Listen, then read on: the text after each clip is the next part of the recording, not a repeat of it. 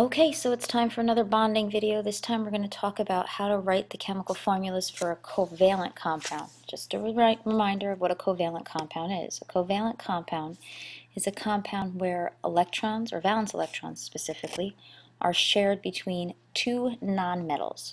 So there's a very small amount of elements that are a part of this. If you look to the right of the staircase, the ones that aren't touching the staircase and that aren't noble gases are the ones you're going to see in covalent compounds. Examples are carbon, hydrogen, because it's a nonmetal even though it's on the left side, but yes, hydrogen, nitrogen, oxygen, fluorine, chlorine. Instead of just listing them all, I will stop there. But you get the idea, I hope. Okay. Covalent compounds. When you have the name of a covalent compound, it's very straightforward. Especially know the number of atoms that it has, or the prefix and the number that goes along with that prefix. So here are the prefixes we use. Mono meaning 1, di meaning 2, tri meaning 3, tetra meaning 4, penta, hexa, hepta, octa, nona, and deca. I really have not used anything past octa in this class. I actually would be surprised if I used hepta too. I don't recall using it.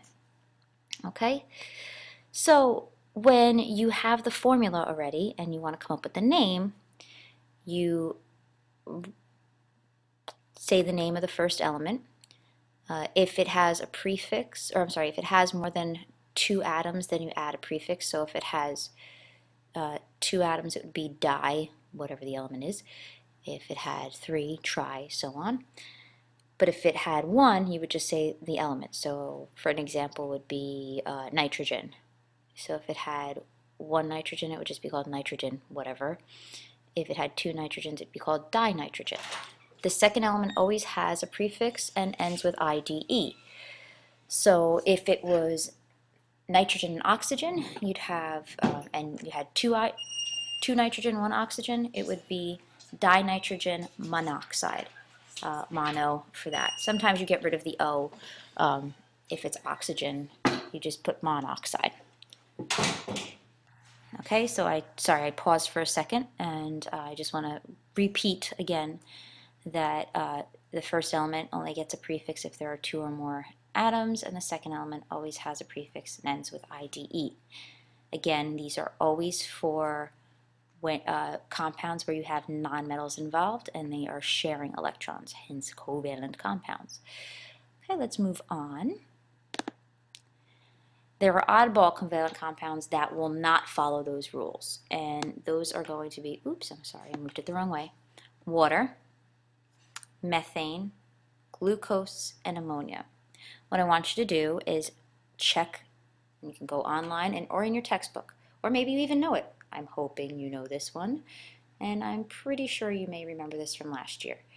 This is not the same as this one right here. Ammonia is not the same as the polyatomic ion ammonium, because that's an ion. This is a compound. Okay, different things. So I want you to go online or from your memory or check your textbook and write down the formulas for these 4, and I will check them in class. And now I'm going to go on to give you the names of a couple covalent compounds, and I will go over the formulas with you. I find that the covalent compounds are usually easier to grasp as far as writing the formula from the name or writing the name from the formula than the ionic compounds, because you don't have to do any math with this one. You just have to memorize prefixes. All right, so let's go to those. And copy this down. Sorry. Make sure you know the answers to this. I'll be checking it.